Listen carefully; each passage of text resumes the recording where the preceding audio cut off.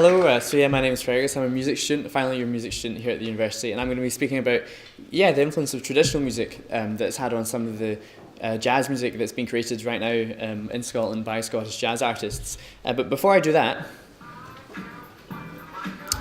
1970s hip-hop was born out of the beats and rhythms of disco and funk music. But then if you fast forward to today, the sound of hip-hop has exploded and now contains many manifestations of that early style. You have the gospel, soul, jazz influences in the music of people like Anderson .Paak and Kendrick Lamar. And then you've got the stadium-sized rock-influenced sound of somebody like Jay-Z, or the synth-pop sounds of somebody like Kanye West. So why am I suddenly speaking about hip-hop? Well, it's because if you then apply that idea more broadly, hip-hop is a really good example of how music does not exist in isolation, and that anything new comes from something before it. And that might then suggest that music progresses in a very linear way, which sometimes it does, but generally the process is far more complex, with lots of different elements all contributing to the creation of new sounds. But interestingly, when you then have two styles of music that are not directly connected, if they somehow do come together, you then have the creation of music that is always very, very distinctive. Now, some of my own research in the past has looked at traditional music, as well as jazz music, and the way they progress and develop. And interestingly, those are two styles of music that do come together, and they create very, very interesting music, and that's what I'll speak about today. I'll speak about how and why this happens, but then specifically what effect does this then have on us as listeners? Now, before I then speak about these two styles together, it might be useful to speak about them separately.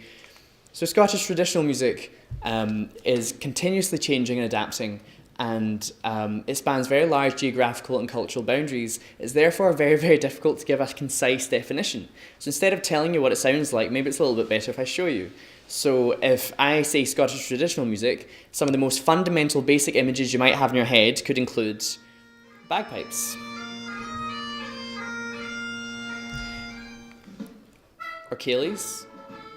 I was at one on Friday. I'm sure you have all danced at them at some point. Or fiddle music.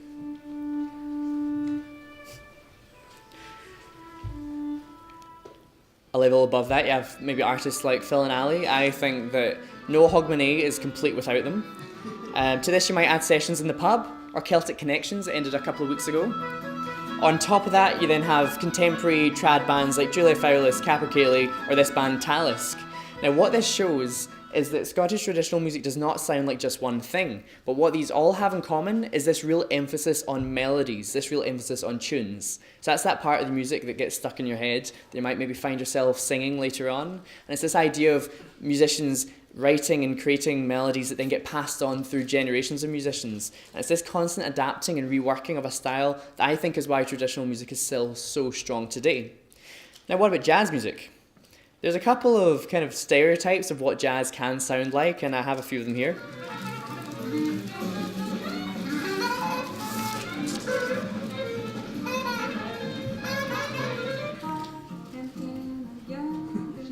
Now, these are both completely legitimate examples of what jazz can be, but the point is, they're actually just two very small instances within a 100-year history, or that's way over 100 years. So actually, jazz, kind of like traditional music, is very, very difficult to sum up. Though it's characteristically defined by very, very complex rhythms and very complex harmonies and chords, jazz, quite like traditional music, has this emphasis on melodies and ideas being passed on and reworked through generations of musicians, which again is why the style has developed so significantly. But probably the defining feature of jazz has to be this idea of improvisation. And improvisation is when you have a band that plays a melody at the start of a performance, and that melody will remain recognisable every time they play it. But from that point, musicians then take it in turns to improvise.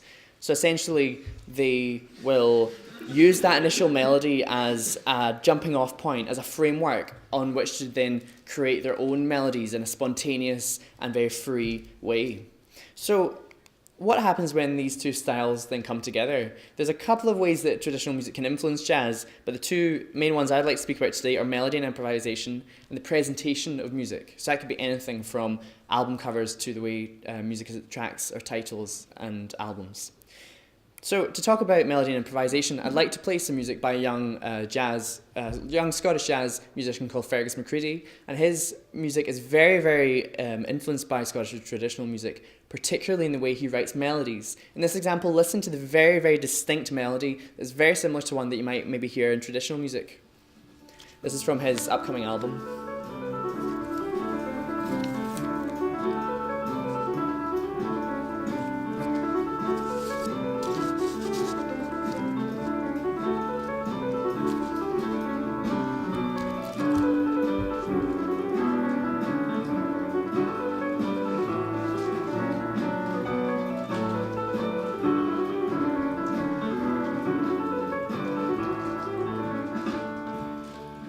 Now, in an interview discussing his compositions and his approach to melody, McCready said, "A lot of jazz is very focused on maybe more harmonic and rhythmic elements than melodic elements. Scottish folk music is always, or the vast majority of the time, focusing on the tunes and the melodies." So aside from being very nice to listen to and quite enjoyable, why is melody so important? Well, this relates back to this idea of jazz improvisation being an extension of an initial melodic idea. So if you have a very strong, distinctive, melodic, expressive melody, as a jazz musician, it then stands to reason that your improvisations will then also be very distinctive, melodic, expressive. So essentially, musicians like Fergus McCready, by allowing his music to be influenced by this music, he's basically, as a jazz musician, just giving himself more to work with when it then comes to improvising in a free, spontaneous way. So the presentation of music, there's quite a lot of ways that traditional music can influence the presentation, and this could be anything from albums to the way tracks are titled, and these all affect the way that we as listeners interact with the music. A very good example of this is the guitarist Chris Amer, whose EP Car Journey to North Berwick includes track titles An Overnight Stay in Stockbridge and View from a Highland Window. Now, these conjure up very specific images that create very, very specific stylistic atmospheres. Now, this is common in lots of music, but it's very, very common in traditional music. Discussing these titles, Amer says that in Scottish music, one thing I love is they're always about a place or a person or an event. They're not afraid to write a tune about a bridge or a tree or a house or something like that. Now, it's this idea of giving the listener this image. They can then relate what they're hearing, which is ultimately an abstract sound. It allows them to relate what they're hearing to some kind of tangible concept. It basically gives them something to kind of hook onto.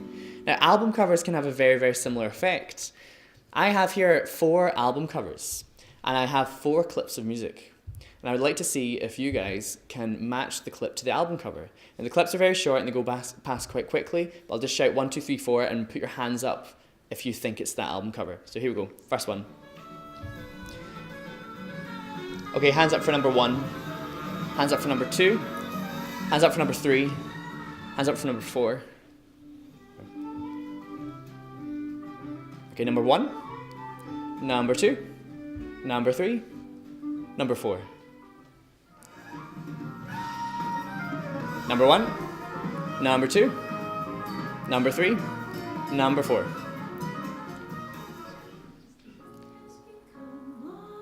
Okay, number 1, number 2, number 3, number 4. Okay? So I'm afraid that's a wee bit of a trick question, and all those sounds all come from this one album. Okay? Now this is by Scottish drummer and composer Corey Dick, and this is a jazz album. And I say that because there's lots of improvising in it, and all the musicians who play on it are all jazz musicians. But as you just heard, it moves so fluently between very, very contemporary jazz and traditional music and folk music and singer-songwriter, and there's even a really beautiful moment of spoken word on that as well. But the point is, this does not look like a typical jazz album. So if you're maybe somebody who wouldn't listen to it if it looked like a typical jazz album, which is completely fair, that barrier has been removed by this much more approachable, much more accessible album, which I personally think looks like a traditional music album, if you're to ask me the way I just did, the way I just asked you. So it's this idea of allowing you a way to get in on this music and allow the sound to make a wee bit more sense to people. And that then brings me on to how does this affect us? And the truth is, I've already kind of half answered it. The truth is, it engages us. A very, very strong melody grabs us and hooks us. And then very expressive melodic improvisation then leads us on a journey away from that initial idea.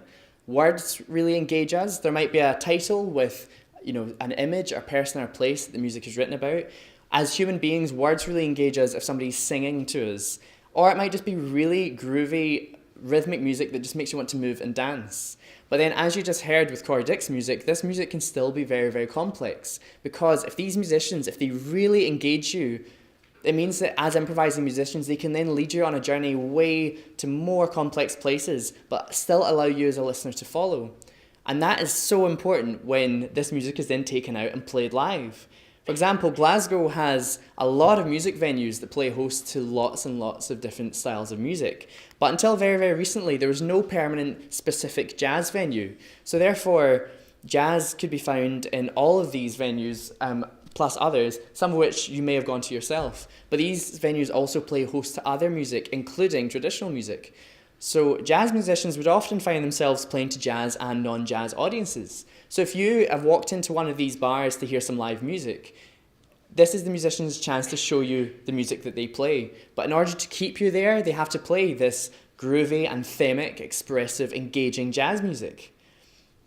And by transcending that stylistic boundary, as a musician, you're able to appeal to many more people, many people who maybe wouldn't normally class themselves as jazz listeners or jazz fans.